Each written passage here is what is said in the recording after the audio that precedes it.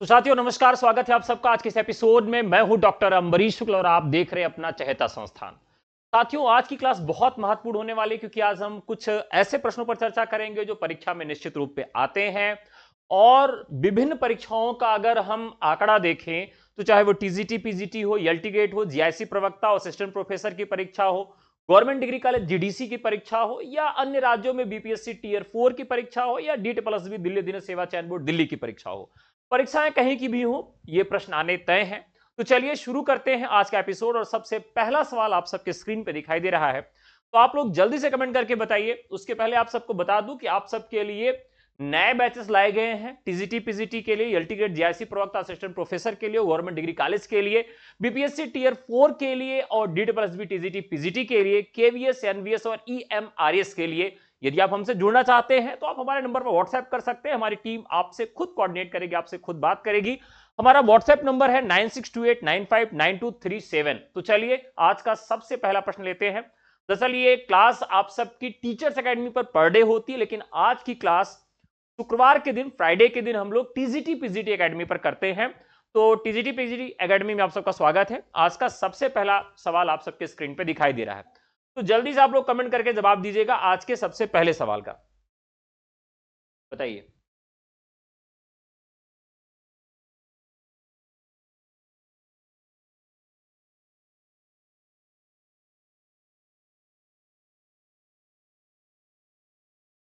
चलिए साथियों शुरू करते हैं। अभी थोड़े से कम लोग आए हैं, धीरे धीरे लोग आ जाएंगे जैसे जैसे उनको मालूम चलेगा। चलिए तो सबसे पहला सवाल देखते हैं। सवाल क्या है? इति आवति अलिजात उत चली 6 सातक हाथ, उक्त पंक्ति के रचयिता कौन है? बेनी, प्रवीण पहले ऑप्शन में, सेकेंड ऑप्शन है ग्वाल, तीसरे तोस और चौथे बिहारी। बिहारी को हम लोग बार बार पढ़ चुके हैं। बिहारी को हम क्लासिकल कवि के रूप में जानते हैं, अभिजात कवि के रूप में जानते हैं। अभिजात वर्ग के कवि हैं। इनका जन्म ग्वालियर में होता है, बाद में आगरा में अपने ससुराल में आते हैं, और जो दिल्ली एनसीआर का पूरा स्वरूप है, भाषा है, इनके ऊपर आ जाती है। ग्रामीण संस्कृति के प्रति घृणा का भाव था, खास करके नक्सिक वर्णन में, स्त्रियों के वर्णन में ये ग्रामीण स्त्रियों का खुल के मजाक उड़ाते हैं। उनको भद्दा कहते हैं कि ग्रामीण स्त्रियां भद्दी होती हैं। तो यहां पर जो बेनी, प्रवीण है, ग्वाल है, तोस और बिहारी है, इनमें से एक ऑप्शन आपका सही है। इत आवत उत जात है भक्तन के प्रतिपाल, बंसी बजावत कदम चढ़ी, कारण कौन जमाल। ये इसका पूरा पंक्ति है, पूरा काव्य इस तरह से ये पूछा जा सकता है। तो राधा की प्रतीक्षा में कृष्ण जो है, अन एक शब्द यहां पर आता है जो कई बार पूछा गया है, इसको ध्यान रखिएगा।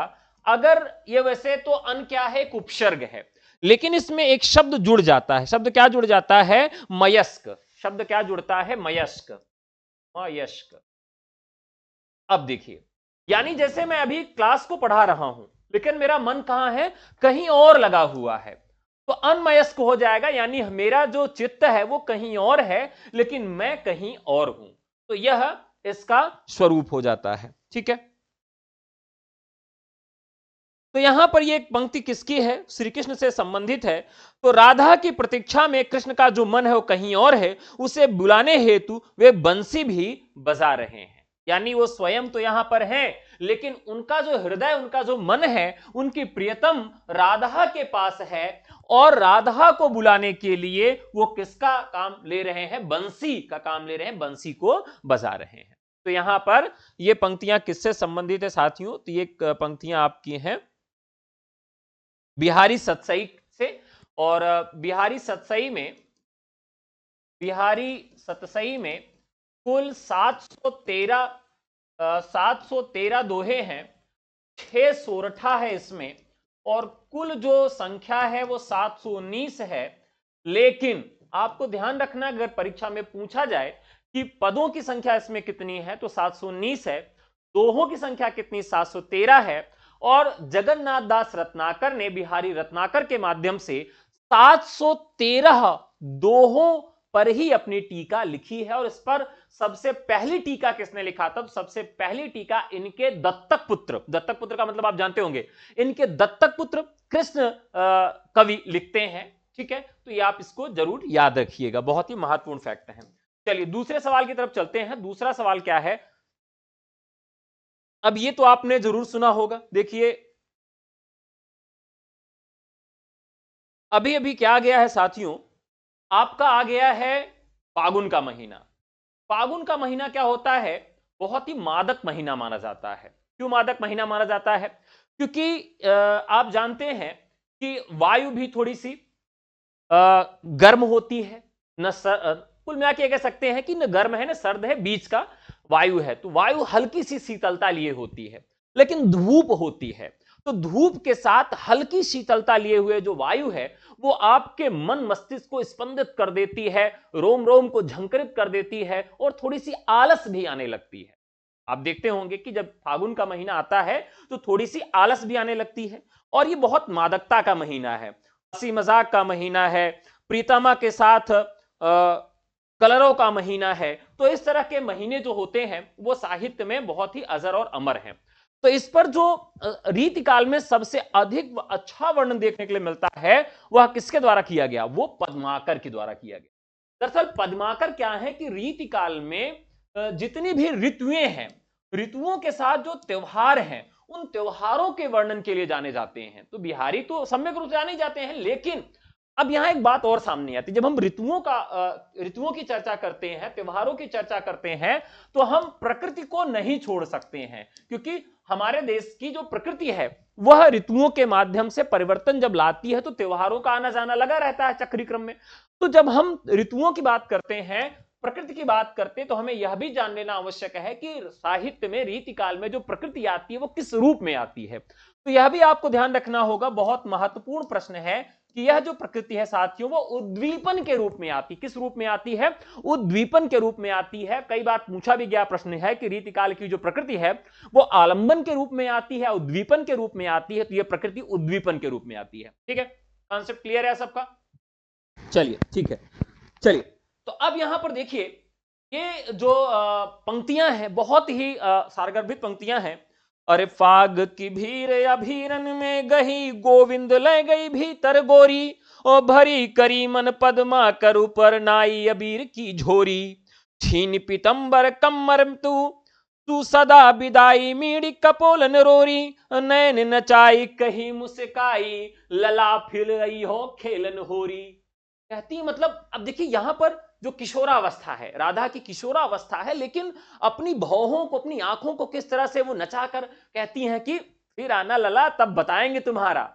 मतलब ये कि श्री कृष्ण भगवान को वो लोग अंदर खींच ले जाती हैं और जो अबीर की पूरी झोरी है वो उनके ऊपर पूरा का पूरा डाल देती हैं और उनके गाल भी मरोड़ देती हैं। जैसे छोटे से बच्चे का कहीं कोने में पा जाइए तो मरोड़ दीजिए, बेचारा रोने लगे, चिल्लाने लगे, वैसे राधा और उनकी जो गोपियां हैं वो कृष्ण को खींच ले जाती हैं और उनका गाल मरोड़ देती हैं और जो है उनके ऊपर पूरी झोरी अबीर की डाल देती हैं और कहती हैं आंख नचाकर कि लला फिर यह खेलन होरी। तो उनको फिर से आमंत्रित करती हैं कि अब की बार फिर आइएगा तो बताएंगे। तो यहां पर ध्यान रखना है कि पद्माकर ऐसे जो कवि हैं, ठीक है, तो फाग की अभीरन में गही, इसको जरूर याद रखिएगा, ये कई बार पूछी गई पंक्तियां भी हैं और आप सबको मालूम भी होंगी। ठीक है, अगले सवाल की तरफ बढ़ेंगे। डार हम पालना बिछौनो नौ पल्लन के सुमन अंगुला सोहे तब छवि भारी दे। यह पंक्ति किसकी है? यह भी पंक्ति काव्य में बहुत ही महत्वपूर्ण है, तो जल्दी कमेंट करके बताइएगा आप सब। चलिए, डार हम पालना बिछौओ,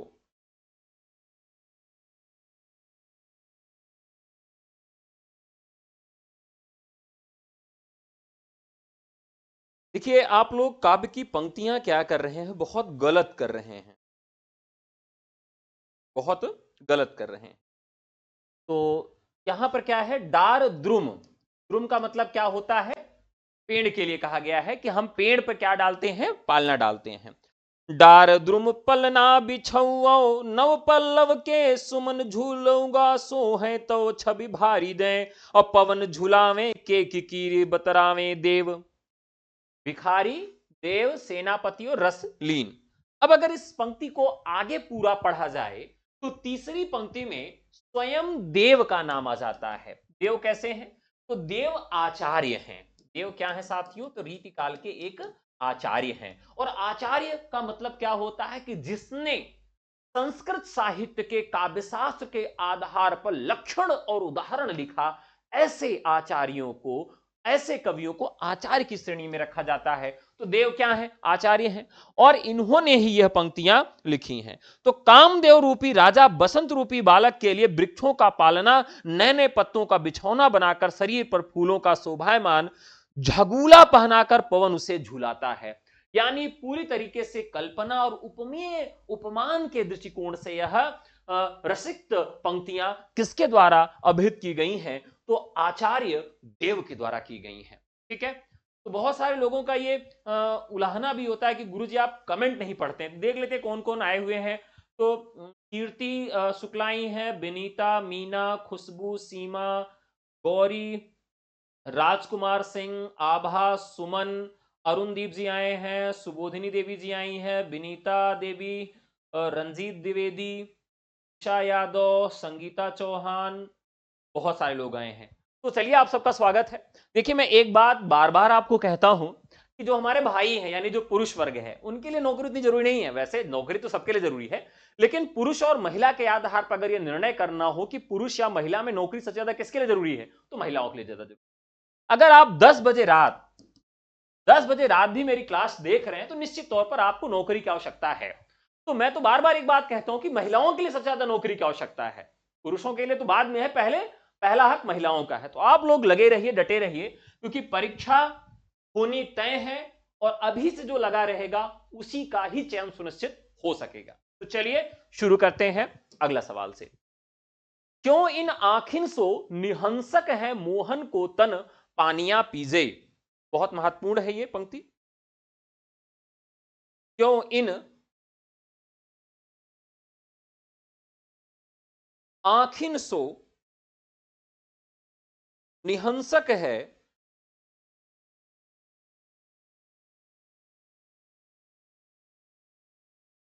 चलिए अब देखिए कुल मिलाकर यह जो पूरी पंक्ति है साथियों, ये हमारी सवैया छंद में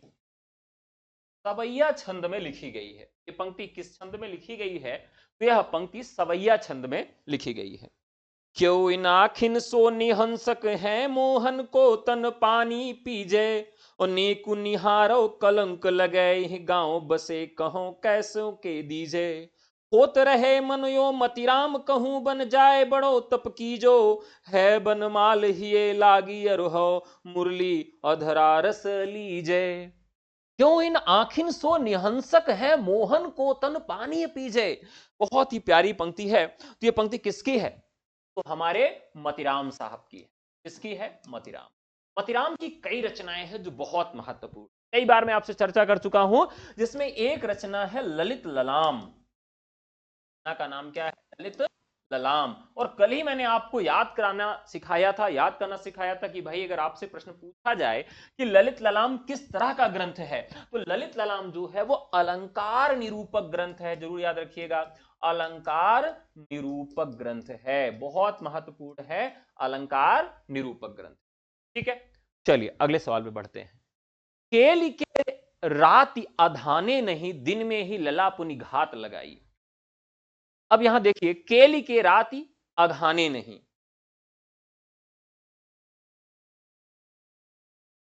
केली के राति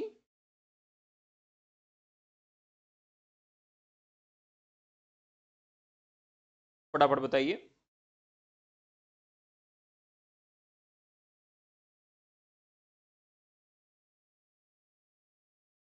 चलिए, तो ये जो पंक्ति है, अगर इस पूरी पंक्ति को हम पढ़ने का प्रयास करें तो क्या मिलता है? और केली के राती अघाने नहीं, दिन में ही लला पुनि घात लगाई। ओ प्यास लगी को पानी दे जाइए, भीतर बैठ की बात सुनाई। जेठी पठाई गई दुल्ही हंसी, हेरी हरे मतिराम बुलाई। कान्हा के बोल के कानन दीनों, सो गेह के देहरी पर धरी आई। अब काफी महत्वपूर्ण पंक्ति है ये। क्या है? केल की राति अघाने नहीं। केल की रात का मतलब है कि जिसमें नायक नायिका क्या करते हैं? मिलन कर रहे हैं। तो उस रात में ऐसा है कि नायिका के विषय में कहा गया कि केल की रात अघाने नहीं, दिन में ललापुनि घात लगाई। तो यह इस पंक्ति का है। यह पंक्ति जो है मतिराम की है। मतिराम इस तरह के दुर्लभ छंद लिखने का काम करते हैं। इस तरह का दुर्लभ छंद अगर कोई लिखता है तो वो मतिराम लिखते हैं।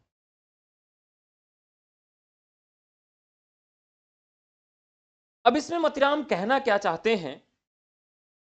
जेठी पठाई गई दुल्ही हंसी हेर हिये मतिराम बुलाई। अब इसमें भी अगर देखिए तो पूरी पूरी बात को वो स्पष्ट कर दे रहे हैं। अगला सवाल, आखिन मुंदिबे के मिस आनी अचानक पीठ उरोज लगावे।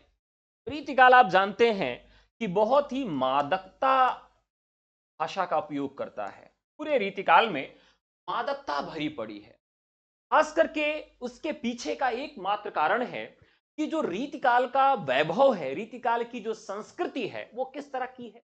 दरबारी संस्कृति। दरबारी संस्कृति में राजा अपने आश्रित कवि रखता है और कवि क्या करता है?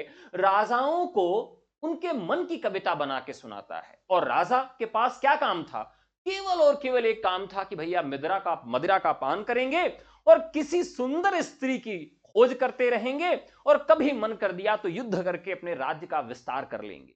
और इनमें सबसे अधिक कार्य जो था वह कौन सा था? वह था कि स्त्रियों को ही जो है मनोरंजन का साधन मान। आप देखिए आज की जो परिस्थितियां हैं वो बदल गई हैं। आदिकाल में आप देखें तो स्त्री मनोरंजन का साधन थी। भक्ति काल में स्त्री को बहुत दूर रखा गया। क्या कहा गया? स्त्री को कहा गया माया, ठगनी। मतलब भक्तिकाल के किसी भी बड़े कवि को देखिए, चाहे वो तुलसीदास को देखिए, वो भी स्त्री से बहुत विरोधी है। रैदास को देखिए, कबीर को देखिए, या और उसके पहले के लोगों में चलिए, अरस्तु पे जाइए, अरस्तु से थोड़ा सा पहले उनके गुरु प्लेटो पर जाइए, तो प्लेटो भी आत्मावादी दार्शनिक चिंतक था। तो वो भी क्या करता है? स्त्रियों को नहीं स्वीकार करता है। भक्तिकाल में स्त्रियों को महत्व नहीं दिया गया, लेकिन किस रूप को महत्व नहीं दिया गया? तो उनके मादक स्वरूप को महत्व नहीं दिया गया है। यानी स्त्रियों के कामिनी रूप को स्वीकार नहीं किया गया है। अब यहां पर समझने का प्रयास करते कि रीतिकाल की जो मादक भरी कविता है उसमें नक्सिक वर्णन में यह पूरी काम किया गया है। तो यहां पर क्या है? आखिन मुदबे मिस आनी अचानक पीठी उरोज लगावे। ठीक है, तो ये फटाफट बताइए ये किसकी पंक्ति है? आखिन मुंदिब के मिस आनी। आखिन मुंदिबे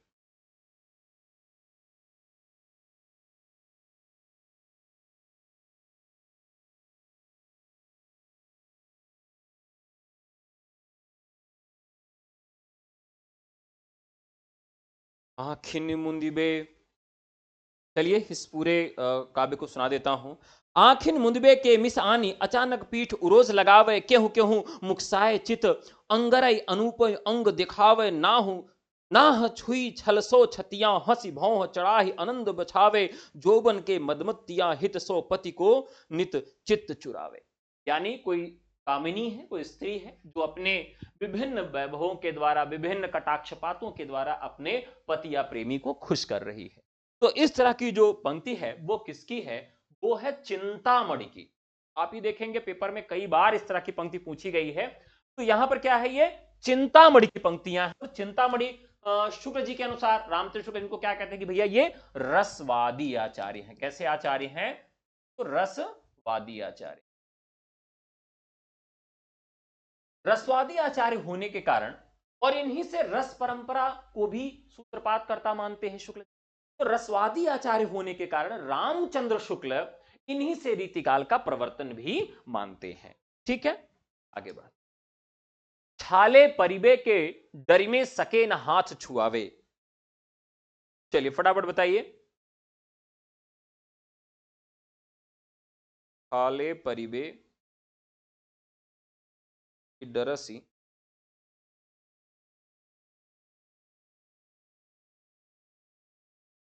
चलिए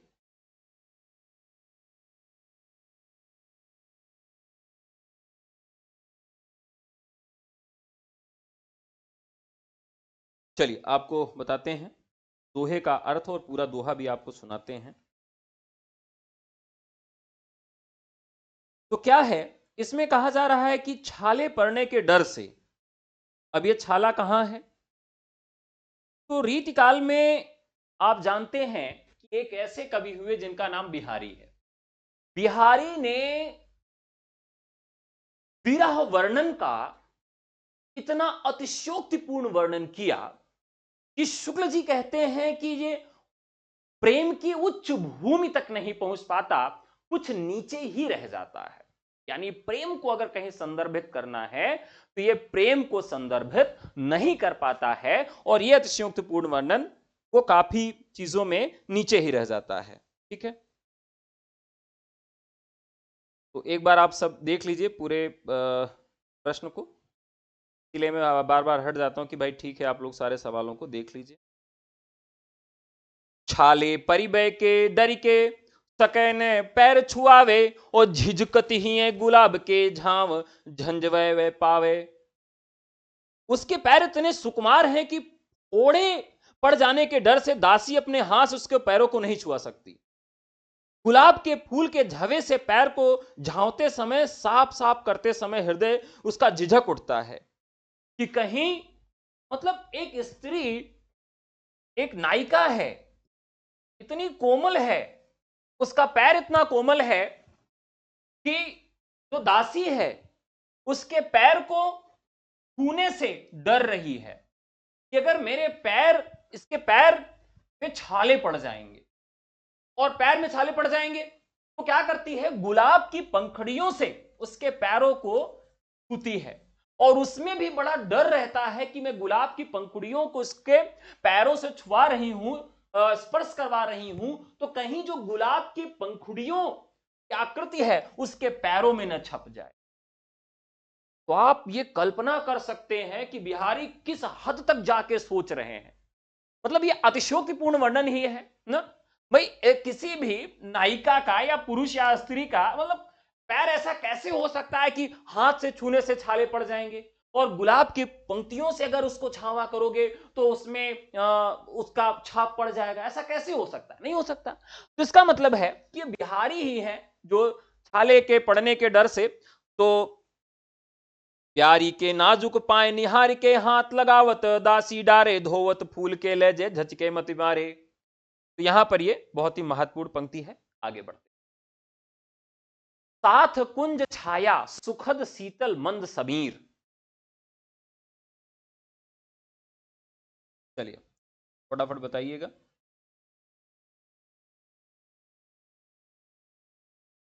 तो ये 58 नंबर का सवाल है, मतलब 8 नंबर का सवाल है। राइट आंसर होगा इसका साथियों, ये भी किसकी पंक्ति है, बिहारी की। बाबरी जो पे कलंक लग्यो तो निशंक है, क्यों नहीं अंक लगावती। देखिए ये पंक्तियां आप पढ़े रहिए तभी इनका उत्तर आसानी से मिल पाता है, नहीं तो आप तुक्का मारिए। तो बाबरी जो पे, और इन्हीं पंक्तियों से आपका चयन होगा कि नहीं होगा यह भी निर्धारित होता है।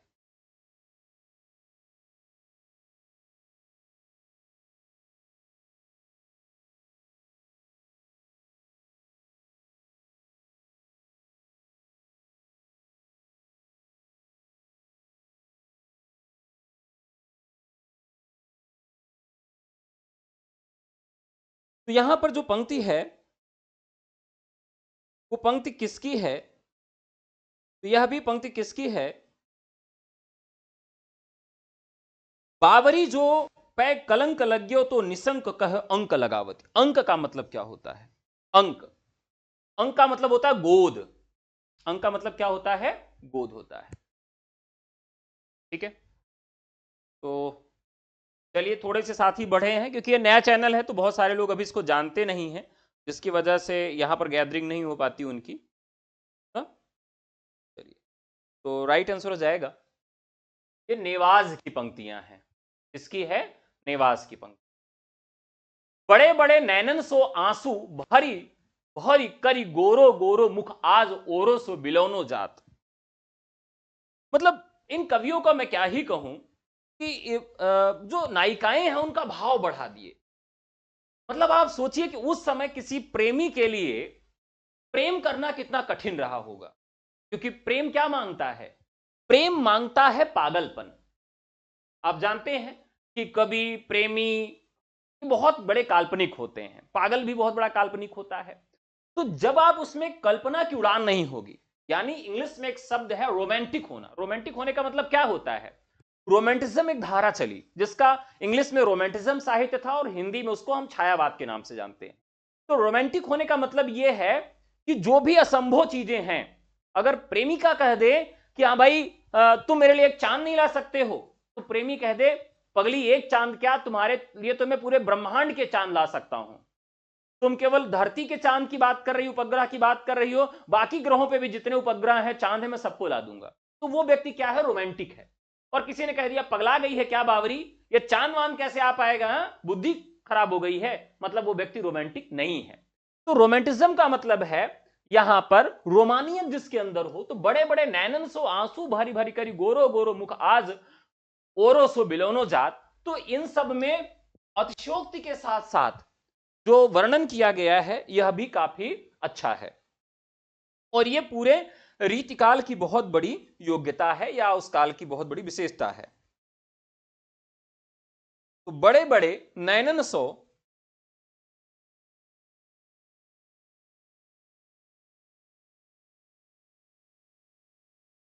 आंसू भरी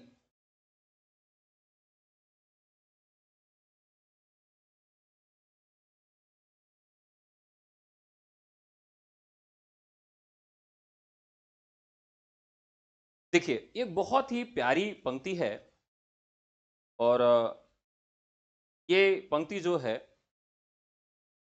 आपके बिहारी की, सॉरी देव की है। देव दरअसल लिखते हैं, देव दरअसल यहां लिखते हैं, क्या लिखते हैं कि उमड़ी असंगत तरंगिन उरनिसो लाज काज सुख साज बंधन समाज नांधी। हंसी की चोट भी लिखते हैं, सखी के संकोच गुर सोच मृगलोचनी भी लिखते हैं, लाज के निगड़ता के लिए भी लिखते हैं, माथे के महावर के लिए भी लिखते हैं। तो बड़े बड़े नैनन सो आंसू भरी, यानी जो बड़े बड़े नयन हैं, उन बड़े बड़े आंखों में अगर आंसू भर आया है, उस पर ये कविता उनके द्वारा लिखी गई है। पंक्तियां किसकी हैं? सिसक सिसक निस खोई रोए पायो प्रात को, जाने रे वीर बिनु बिरह बिरह बिथा हाय हाय करी पछताए, न कछ सुहाद बड़े बड़े नैन सो आंसू भरी भरी ढहरी गोरे गोरे मुख आस। तो ये पंक्ति किसकी है? ये आचार्य देव की है। गहनानंद की कवि होने के साथ साथ राज दरबार में किस पद पर प्रतिष्ठित? देखिए आज जैसे जो विभाग बढ़ते हैं, आप देखिए जैसे अभी दिल्ली में सरकार का गठन हुआ, तो वहां पर क्या है कि 7 मंत्री बनाए गए। एक मंत्री को कई तरह के डिपार्टमेंट जो है पोर्टफोलियो उनको दिए गए। तो वैसे पहले भी क्या था कि राजा देखता था कि इसके अंदर कवित्व तो है, ठीक है,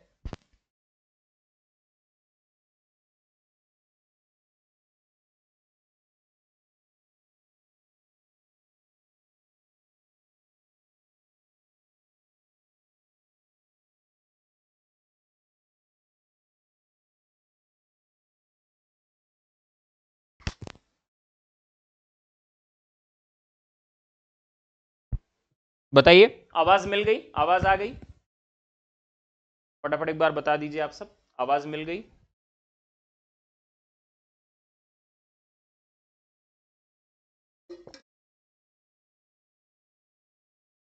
क्लास में बने रहिएगा। बस 1 मिनट लगा, मैं कॉफी बना के आता हूं भाई, भूख लग गई है मुझे।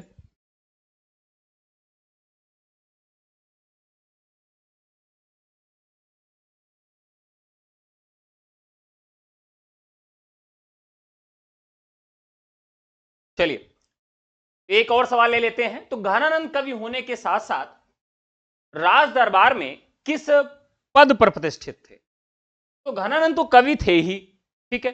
गहनानंद किसके राज दरबार में थे, ये भी आप लोग कमेंट करके बता दीजिए। तो वो जो है वहां पर सचिवों के कमांडर थे। कौन थे? सचिवों के कमांडर थे। ठीक है, यानी जो मीर मुंशी है, ठीक है, तो सचिवों के जो कमांडर हैं वो मीर मुंशी होते हैं। इसका फुल फॉर्म क्या होता है? अमीर ए मुंशी। इसका तो पूरा अर्थ होता है अमीर ए मुंशी। इसका पूरा नाम होता है अमीर ए मुंशी। कुल मिलाकर मुख्य सचिव मीर मुंशी कहलाता है। इसे हम ये भी कह सकते हैं कि मुख्य सचिव जो होता है, जैसे आज मुख्य सचिव का पद होता है, उसे मीर मुंशी कहा जाता है। तो ये जो मीर मुंशी हैं ये मुख्य सचिव हैं। अब ये घनानंद किसके दरबार में रहते थे? तो किसके दरबारी कवि थे? तो ये मोहम्मद शाह, बादशाह मोहम्मद शाह के मीर मुंशी थे। मोहम्मद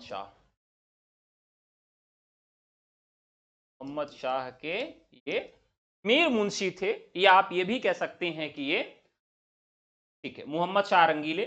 टिंकू अंसारी जवाब दे रहे हैं। यस के राजपूत ने डी दिया है। रंजीत द्विवेदी ने 11 का डी। राहुल ने दिया है आवाज तो आ रही है सर पहले से, ठीक है। संगीता ने कहा है आज बिल्कुल सही है। शालिनी जी नमस्कार, विनीता जी नमस्कार, रिचा नमस्कार, उषा को संयोगिता, संगीता जी रंगीले, मोहम्मद शाह रंगीले, ठीक है। मोहम्मद शाह उनका नाम था और रंगीले जो है उनका उपनाम था। क्या था? रंगीले उनका उपनाम। राइट आंसर हो गया। तो राइट आंसर हो गया यहां पर मीर मुंशी। घनानंद किस कवि वर्ग के अंतर्गत मान्य है? घनानंद किस कवि वर्ग के अंतर्गत मान्य है? चलिए फटाफट बता दीजिए। देखिए यहां रीतिकाल के कवि कौन सा कवि किस वर्ग में आता है, यह आपको एकदम से साथियों याद रखना पड़ेगा, क्योंकि यहां से प्रश्न पूछा जाता है और यह बहुत ही महत्वपूर्ण भाग है रीतिकाल का। रीतिबद्ध, रीति सिद्ध और रीत मुक्त। ठीक है, तो ठीक है, मैं 1 मिनट कॉफी लेके आ गया।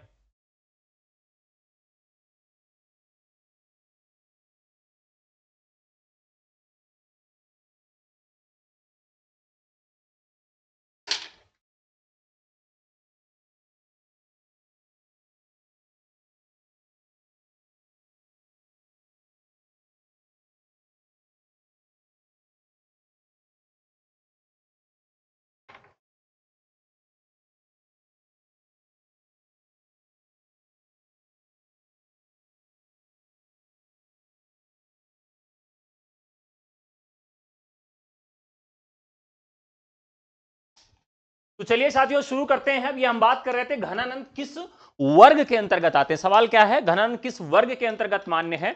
रीतिबद्ध, रीति सिद्ध या रीति मुक्त?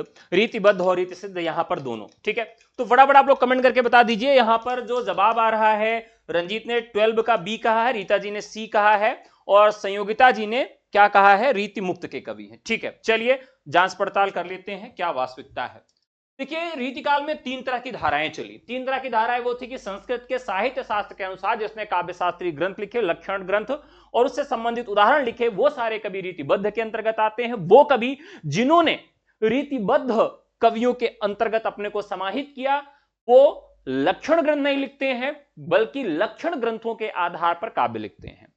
तीसरे तरह के कवि है जिन्हें हम रीति सिद्ध कवि के अंतर्गत रखते हैं। रीति सिद्ध कवियों ने न तो लक्षण ग्रंथ लिखा और ना ही उन्होंने, सॉरी, रीति मुक्त कवि आते हैं, उन्होंने ना ही लक्षण ग्रंथ लिखा, ना ही उनके अनुसार उनके उदाहरण लिखे, वो रीति मुक्त कवि कहलाते हैं। तो रीतिबद्ध उन्होंने लक्षण ग्रंथ लिखा, उदाहरण लिखा। रीति सिद्ध उन्होंने लक्षण ग्रंथ नहीं लिखा, केवल उदाहरण लिखा। और रीति मुक्त ऐसे कवि हैं जिन्होंने कुछ नहीं माना, न लिखा ना ही उस पर पार्टी चले। तो रीतिकाल के जो ज्यादातर कवि हैं वो घनानंद सरीखे जो कवि हैं वो सब किसके अंतर्गत आते हैं? रीति मुक्त कवियों के अंतर्गत आते हैं। अब इसमें कौन कौन से कवि आते हैं? घनानंद आते हैं, सबसे महत्वपूर्ण कवि आलम है, बोधा है, ठाकुर हैं, ब्रिजदेव हैं। ये सारे कवि किसके अंतर्गत आ जाते हैं? तो ये सारे कवि आपके रीति मुक्त के अंतर्गत आते हैं। घनानंद, बोधा, आलम, ठाकुर।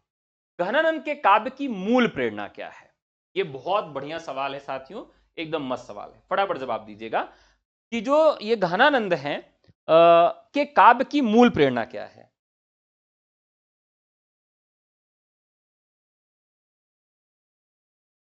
चलिए, तो घनानंद के काव्य की मूल प्रेरणा क्या है? उनके आश्रयदाता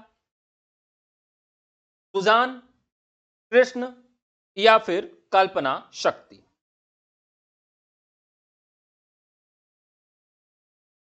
चलिए, आप जानते हैं कि उनकी एक प्रेमिका थी।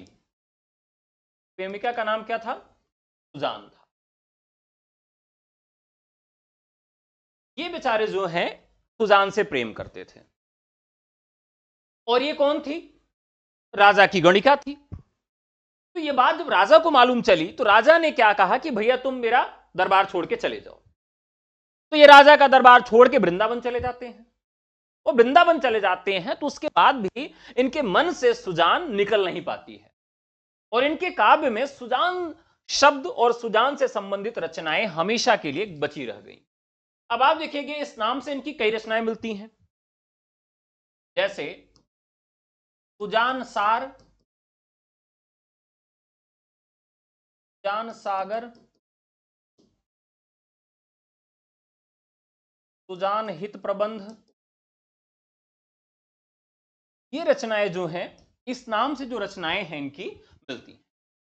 ठीक है, देखिए अब यहां जो गणिका शब्द आता है, गणिका, गणिका क्या होती है कि जो नृत्यांगनाएं होती हैं उन नृत्यांगनाओं के बीच में ये श्रेष्ठ होती है। और श्रेष्ठ होने के साथ साथ इसको कई कलाओं का ज्ञान होता है और राजकुमारों को प्रशिक्षित करने का भी कार्य करती है। यानी पहले के जमाने के अंतर्गत जो राजकुमार होते थे उन्हें कल्चरल बनाना, उन्हें सांस्कृतिक बनाना। कल्चरल सांस्कृतिक किस अर्थ में?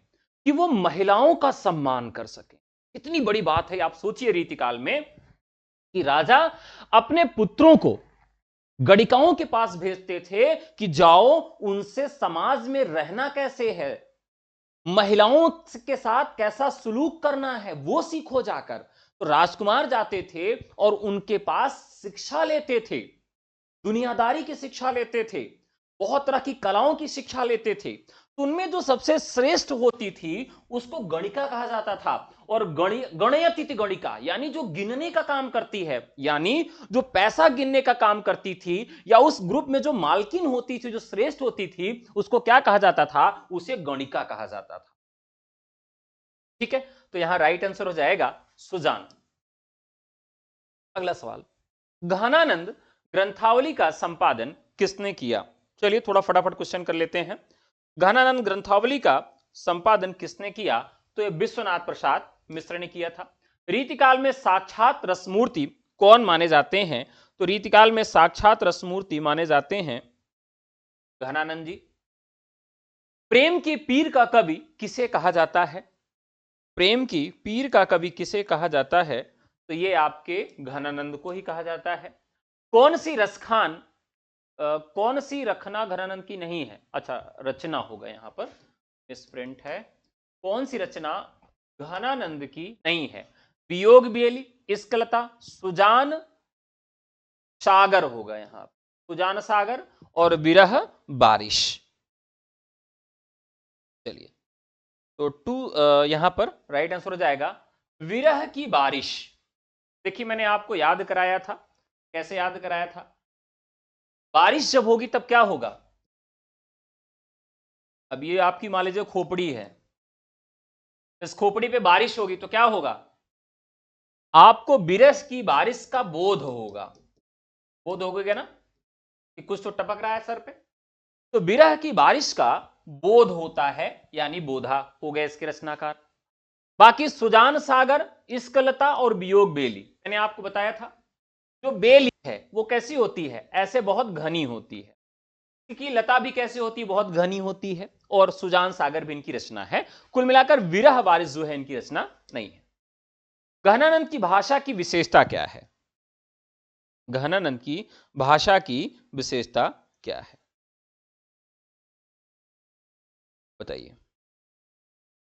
तो वैसे पूरे रीतिकाल की अगर हम बात करें तो लाक्षणिकता ही हमको सबसे ज्यादा देखने के लिए मिलती है।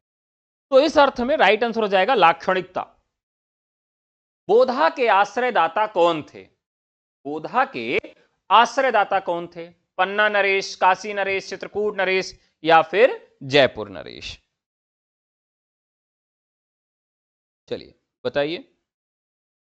बोधा, तो ये पन्ना नरेश थे बोधा के आश्रयदाता।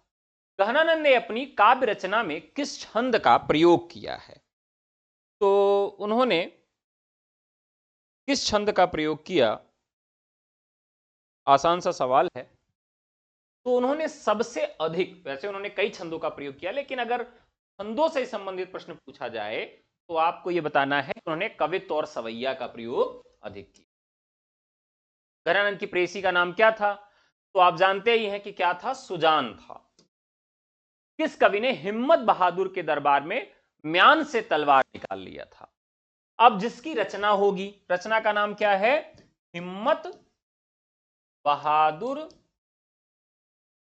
बिरुदावली। बिरुदावली रचना किसके? अनूप गिरी।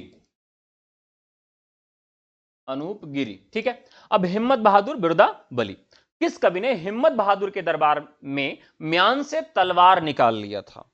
म्यान से तलवार निकाल लिया था। तो आप जानते हैं किसके दरबार में निकाल लिया था? तो उन पर नाराज हो गए थे ठाकुर, ठीक है। हिम्मत बहादुर के दरबार में उन्होंने म्यान से तलवार निकाल लिया। अगला सवाल, गहनानंद की रचनाओं का सर्वप्रथम प्रकाशन सुंदरी तिलक के नाम से किसने किया?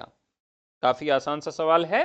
तो भारतेंदु हरिश्चंद्र ने, ठीक है। सुंदरी तिलक के नाम से किसने किया? भारतेंदु हरिश्चंद्र ने। अगला सवाल, किस कवि को रीतिबद्ध एवं रीतिमुक्त दोनों श्रेणियों में रखा जाता है? रीतिमुक्त और रीतिबद्ध दोनों श्रेणियों में किस कवि को रखा जाता है? अब देखिए, गहनानंद को हम किस में रखते हैं? तो ये तो रीतिमुक्त है। रसखान को अगर हम देखें तो भक्त कवि हैं। आलम, तो ये रीतिबद्ध में आएंगे, ठीक है। सॉरी, गहनानंद बोध आलम ठाकुर ये रीतिमुक्त में आएंगे, ये भी रीतिमुक्त में आएंगे। द्विजदेव एक ऐसे कवि हैं जो रीतिबुद्ध और रीतिमुक्त दोनों के अंतर्गत आते हैं। तो रीतिबद्ध और रीतिमुक्त की जब भी बात आएगी तो आपके राइट आंसर हो जाएंगे कौन? द्विजदेव। अगला सवाल, गहनानंद का कौन सा ग्रंथ फारसी छंद में है? गहनानंद का कौन सा ग्रंथ है जो फारसी छंद में? तो इनका जो विरह लीला है यानी वियोग बेली, यह ग्रंथ किसमें है? यह ग्रंथ इनका फारसी छंद, ठीक है। अगला सवाल, रीतिकाल के किस कवि ने अपने को तुलसीदास का अवतार माना है? ये तो मैंने आपको कई बार बताया है, अवतार वाली बात जो है काफी महत्वपूर्ण सवाल है। तो ये जो थे तुलसी साहेब हैं। तुलसी साहब यहीं आपके दिल्ली एनसीआर के ही रहने वाले हैं ना, तुलसी साहब। और इन्होंने अपने आप को कहा कि भाई हम तुलसी के अवतार हैं। तो इनके साथ कई बार यह लगाया जाता है कि तुलसी साहेब हाथरस वाले, क्या कहा जाता है? हाथ रस वाले। तो स्वयं को तुलसीदास का अवतार मानते हैं तुलसी साहब।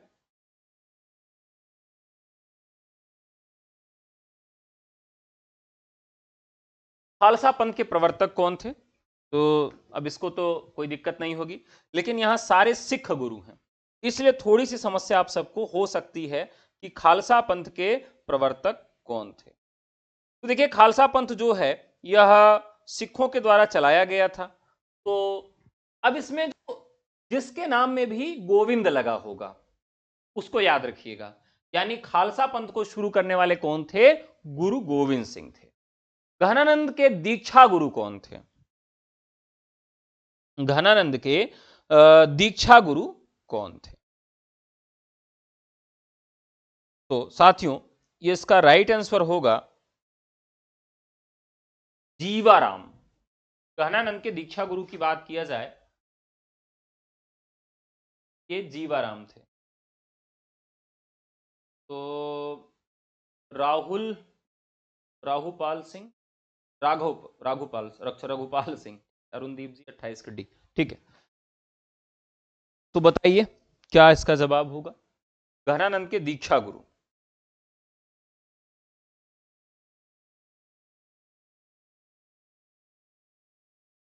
देखिए घनानंद के दीक्षा गुरु जो थे,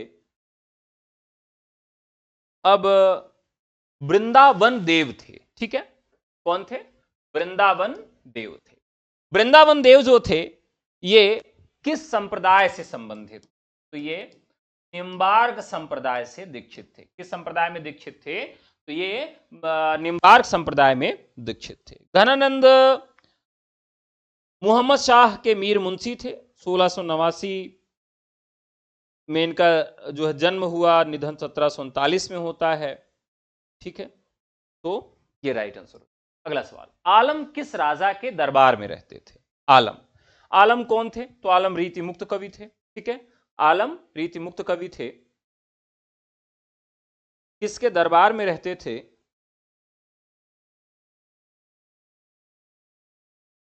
तो आलम जो थे यह, चलिए देखिए सभी कवियों के दरबार मैंने आपको याद ही करवा दिया था। आलम को कैसे याद रखेंगे? आलम जो कहते हैं, आलम यह है कि लोगों के अंदर से बहादुरी निकल गई है, तो क्या याद रहेगा? बहादुर शाह। आलम यह है कि लोगों के मन से, हृदय से बहादुरी निकल गई है, तो कैसे याद रहेगा? आलम मुअज्जम या बहादुर शाह। ठीक है, अगला सवाल, आचार्य शुक्ल ने किसके प्रेम को मौन मधि पुकार कहा है? मौन मधि पुकार किसे कहा है? तो राइट आंसर हो जाएगा घनानंद को। अगला सवाल, बैराग उत्पन्न होने पर घनानंद किस संप्रदाय में दीक्षित हुए? तो अभी हम लोगों ने इस पर चर्चा किया था, निम्बार्क संप्रदाय में। रीतिबद्ध कवि कौन नहीं है? तो बोधा, सेनापति, चिंतामणि और देव। तो रीतिबद्ध कवियों में अगर हम देखें तो सेनापति का नाम आता है कि नहीं आता? चिंतामणि का आता नहीं, थोड़ा सा। तो घनानंद, बोधा, आलम, ठाकुर। बोधा किस में आते हैं? रीति मुक्त में आते हैं, तो राइट आंसर बोधा हो जाएंगे। रीति मुक्त कवियों में किस कवि की प्रेयसी का नाम नहीं मिलता? ठाकुर, बोधा, आलम और घनानंद। बताइए किसकी प्रेयसी का नाम नहीं मिलता? तो ठाकुर की प्रेयसी का नाम नहीं मिलता है। जो असनी वाले ठाकुर साहब थे, इनकी प्रेयसी का नाम नहीं मिलता है। बाकी आनंद, घनानंद की भी मिलता है, और आलम का भी मिलता है। तो आलम की प्रेमिका का नाम शेख था और इनके सुजान था। ठीक है, और बोधा की प्रेमिका का नाम क्या था? बताइए। अपनी प्रेमिका का नाम भले भूल जाइए, लेकिन इन रचनाकारों के प्रेमिकाओं का नाम याद रखिए, क्योंकि इन्हीं से नौकरी मिलने वाली है ना। तो जल्दी से बताइए कि बोधा की प्रेमिका का नाम क्या था? अब देखिए एक प्रेमी, ठीक है मैं बता देता हूं, सुबहान। क्या नाम था? सुबहान भी कई बार बोल दिया जाता है और कई बार सुबहान भी बोल दिया जाता है। ठीक है, तो यहां सुबहान, शेख और सुजान या ठाकुर की प्रेमिका का नाम नहीं मिलता। किस कवि की प्रेसी का नाम सुबहान था? तो बोधा के प्रेमिका का नाम था। बोधा का पूरा नाम क्या था? तो बुद्धिसेन था। ठीक है, प्रेम मार्ग का ऐसा धीर पथिक और जबानदानी का ऐसा दाव रखने वाला ब्रजभाषा का दूसरा कभी नहीं हुआ। आचार्य शुक्ल की यह पंक्ति किसके लिए है? तो यह पंक्ति घनानंद के। केशव की किस कृति में प्रतीक शैली का प्रयोग हुआ है? केशव की किस रचना में प्रतीक शैली का प्रयोग हुआ है? तो उसमें उनकी एक रचना है विज्ञान गीता। किसमें हुआ है? विज्ञान गीता में।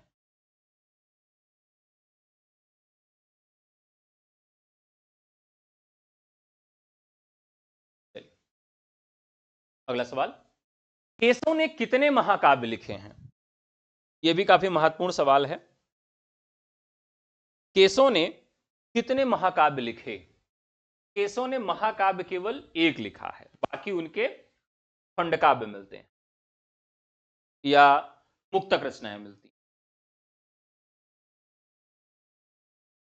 ठीक है,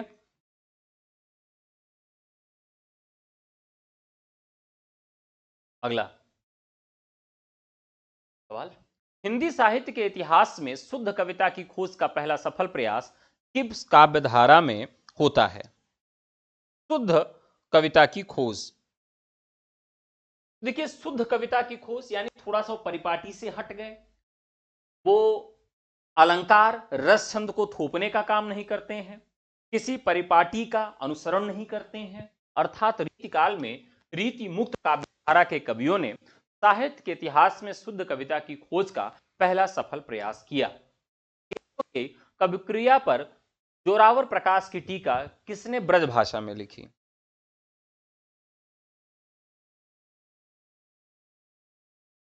चलिए बताइएगा। तो राइट आंसर हो जाएगा सुरति मिश्र। रीतिकाल में किसने जायसी के अखरावट के आधार पर ककहरा की रचना की है? यह प्रश्न कई बार आ चुका है और काफी महत्वपूर्ण है। तो ये राम सहाय दास। तो राम सहाय दास ने एक रचना और लिखी है, राम सतसई।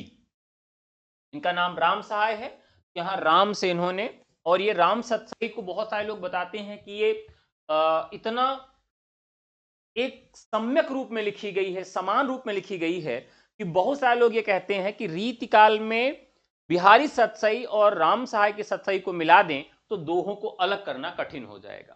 तो राम सतसई इन्होंने लिखा था, यहां राइट आंसर हो जाएंगे राम सहाय दास। गोप का रामचंद्राभरण किस प्रकार का ग्रंथ है? गोप का।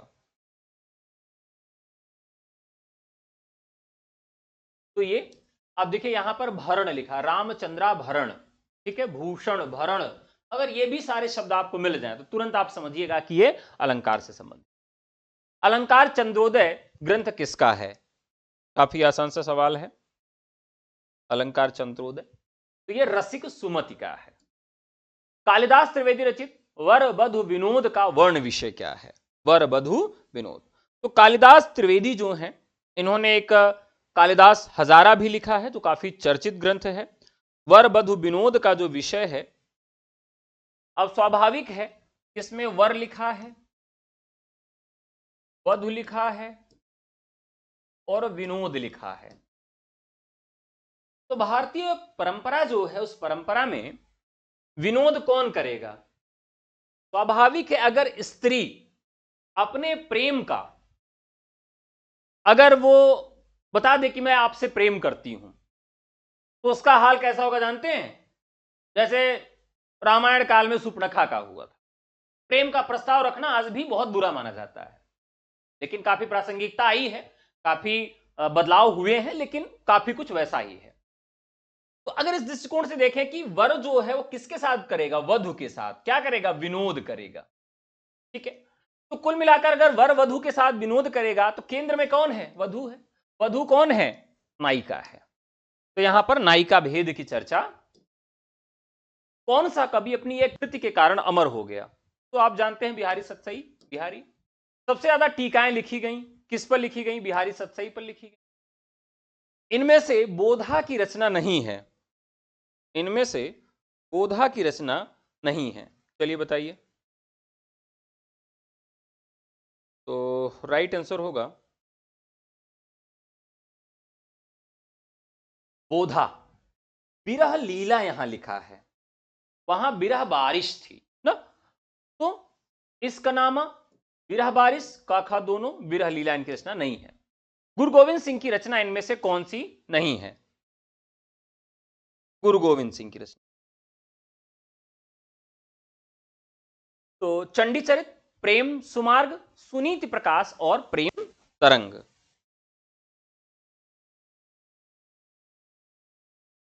चलिए, तो ये जो सवाल है, राइट आंसर होगा साथियों इसका प्रेम तरंग इनकी रचना नहीं है। आचार्य शुक्ल ने केशवदास का जन्मकाल क्या माना है? ये काफी महत्वपूर्ण सवाल है, इसे आप जरूर याद रखिएगा। केशवदास का जन्मकाल शुक्ल जी ने क्या माना है? तो संवत 1612 माना है। आचार्य शुक्ल ने केशव का समय क्या माना है? तो संवत 1612 माना है। और आज का अंतिम सवाल, आचार्य शुक्ल ने सेनापति का जन्मकाल क्या माना है? इस सवाल का जवाब प्रतिदिन के जैसे आप कमेंट बॉक्स में आकर देंगे।